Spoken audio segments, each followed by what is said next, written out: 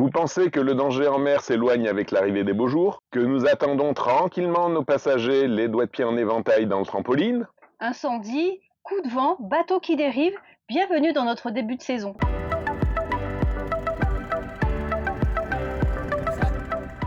Nous venons de partir en urgence parce que les bateaux qui étaient devant nous sont en train de décrocher. Il y en a même un qui est carrément au caillou là-bas. Le vent s'est levé soudainement, la mer aussi. Les plaisanciers sont à terre, donc ça klaxonne un peu partout pour les alerter, mais ils sont toujours pas revenus. Donc, plutôt que d'avoir une collision, on a préféré prendre la fuite. Le bateau qu'on voit de profil, c'est celui qui est au caillou. Et celui-ci, là, juste à côté, c'est celui qui a décroché, qui nous fonçait dessus. Il n'y a personne à bord.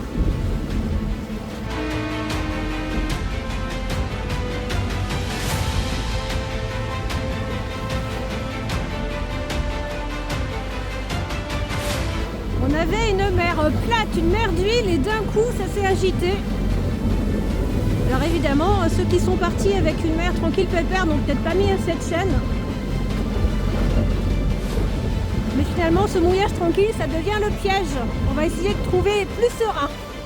Quand le vent s'est levé, on a surveillé régulièrement la distance qui nous séparait du voilier devant nous. Et puis à un moment, plus de doute, il a commencé à dériver et à se rapprocher. À seulement 15 mètres d'Atypique, on a levé l'ancre pour faire route vers un mouillage bien protégé, où nous sommes arrivés 2 heures plus tard, en pleine nuit. Ce mouillage, situé sur le continent grec, n'a pas été choisi au hasard. William l'avait déjà exploré auparavant et savait qu'il offrirait une bonne protection si la météo tournait mal. Allez, venez, je vous fais visiter ce petit coin de tranquillité.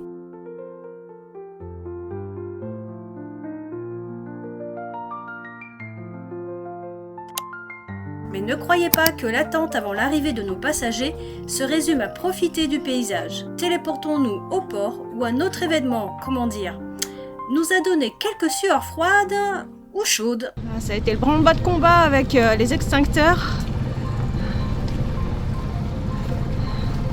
Ah, voilà, c'est notre voisin. On n'a fait ni une ni deux. Au port, pas de navire à la dérive, on pensait être tranquille. Mais à peine amarré, une odeur de plastique brûlé alerte William. Le personnel du port constate qu'une fumée se dégage de l'arrière du catamaran voisin d'Atypique et a le réflexe de couper l'électricité de sa borne. Tandis que la fumée devient de plus en plus épaisse, William débranche nos raccordements en eau et en électricité, allume les instruments de bord et relâche la tension sur les nœuds de taquet. Quand le maître de port ordonne « William part », on s'exécute rapidement. Alors que nous quittons le port, nous voyons le personnel monter à bord, ouvrir le coffre arrière et intervenir avec les extincteurs. Dans un port, un incendie ne menace jamais un seul bateau. La propagation de celui-ci peut venir de la chaleur rayonnante qui enflamme les pare-battages, fait fondre les taux, les amarres et tous les éléments en plastique et peut même embraser un bateau voisin sans contact direct. Les coques en polyester dégagent également une chaleur très importante lorsqu'elles brûlent. Le catamaran est évacué, l'incendie n'est toujours pas maîtrisé. Ils sont en train de sortir le catamaran, a priori ça veut dire que l'incendie n'est pas totalement circonscrit. Le risque d'explosion est bien réel, car à bord d'un bateau se trouvent souvent des bouteilles de gaz, bien sûr les réservoirs de carburant, des batteries, des aérosols et produits d'entretien, etc. Positionnés en avant-port, nous entendons la sirène des pompiers.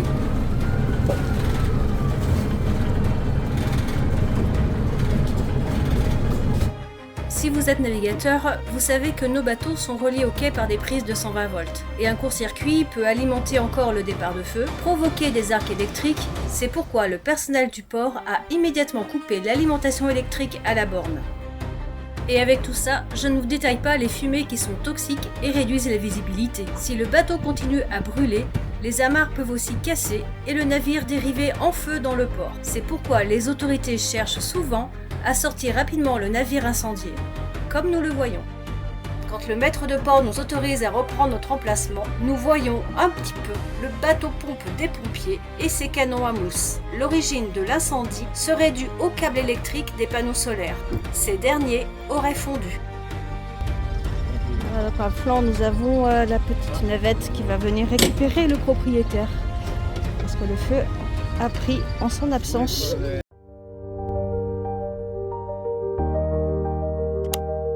Vous pensez toujours qu'attendre les passagers, c'est rester les bras croisés à regarder la mer? Rassurez-moi, plus maintenant, car ce n'est pas fini.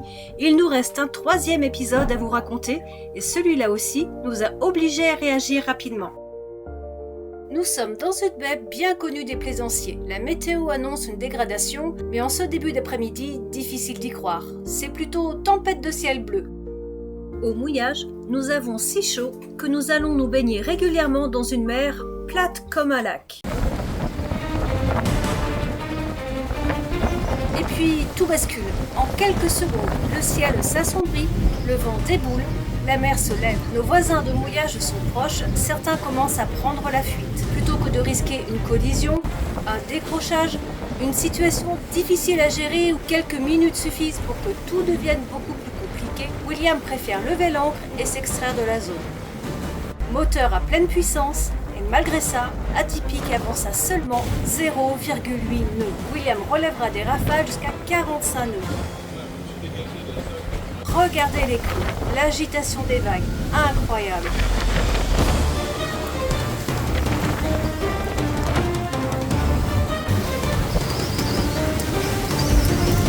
On n'a plus de visibilité en tout cas.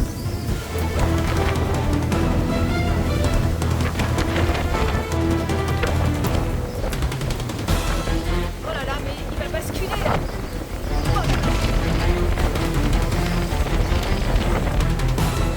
Plus tard, nous apprendrons que ce n'était pas un simple coup de vent. La presse grecque parlera d'un burini, un grain extrêmement soudain venu des montagnes d'Épire. En quelques minutes, ces violentes rafales ont balayé Corfou, provoquant des dégâts comme des arbres tombés, des coupures d'électricité et des bateaux en difficulté avec des embarcations déplacées et des collisions. Même un ferry a percuté le quai du port sous la force des rafales.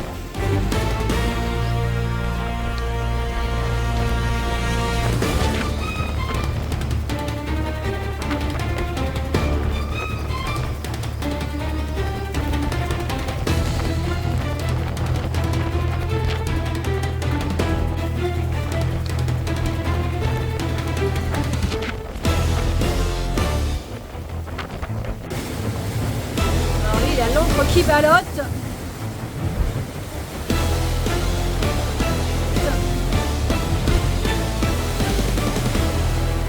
Voici la même situation filmée sous un autre angle depuis la Terre.